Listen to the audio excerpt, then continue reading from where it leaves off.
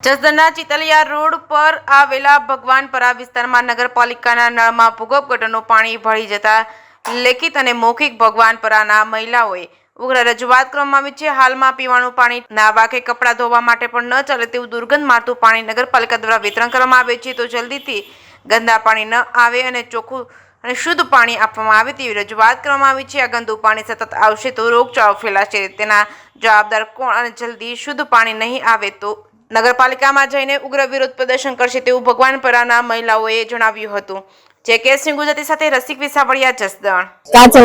કાજલબેન તમારા વિસ્તારમાં દૂષિત પાણી આવે છે, હા, જેવી માંદગી છે કે પાણી પીવામાં કેવી હાલાકી થાય? માંદગી તો સર એવું છે કે અત્યારે અમારા ઘરમાં નાના બાળકો, વૃદ્ધો જ્યારે પણ ત્યારે આ પાણી ગંદુ આવે જ છે।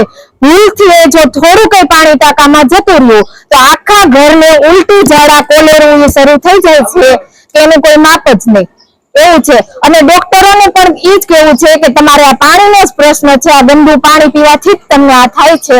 અને આ પ્રશ્ન માટેથી અમે કેટલી વાર નગરપાલિકામાં રજૂઆત કરી છે, એક લેખિત પણ રજૂઆત આપેલી છે, પણ કોઈ નિવાડો આવેલો નથી।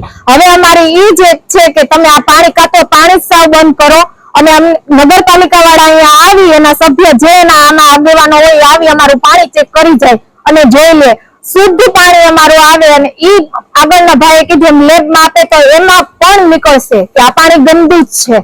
ઘણા સમયથી દૂષિત પાણી આવે છે, વારંવાર અરજીઓ કરીને થાકી ગયા છીએ। અહીંયાના ચૂંટાયેલા સભ્યોએ પણ અરજી આપેલી છે, પણ કોઈ નિવાડો આવતો નથી। જ્યારે કુંડી સાફ કરવામાં આવે ત્યારે થોડાક દિવસ સારું પાણી આવે, જે માત્ર કહેવા પૂરતું જ સારું હોય છે। બાકી અંદર જો લેબોરેટરી કરવામાં આવે તો ઘણી બધી અશુદ્ધિઓ અને બગાડ એમાં મળે એમ જ છે। અત્યારે અહીંયા અમે ડોલ ભરીને ઉભા છીએ, આટલા દૂર ઉભા છીએ ને તોય આમાં વાઇસ આવે છે, બરોબર।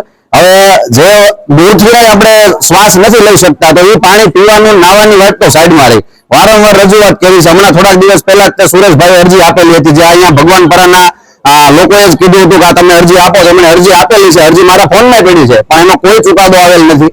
એટલે હવે વિનંતી છે કે આ પાણી અમને આપવાનું બંધ કરો। નાના બાળકો સોસાયટીમાં હોય છે, મોટી ઉંમરના વડીલો હોય છે, પછી જયારે બીમારી ફાટી નીકળે છે ને ત્યારે કોઈના હાથમાં પરિસ્થિતિ હોતી નથી, બરોબર। નાની વાત છે ને તો મોટી ન થાય તો એ જ મારી એક વિનંતી છે।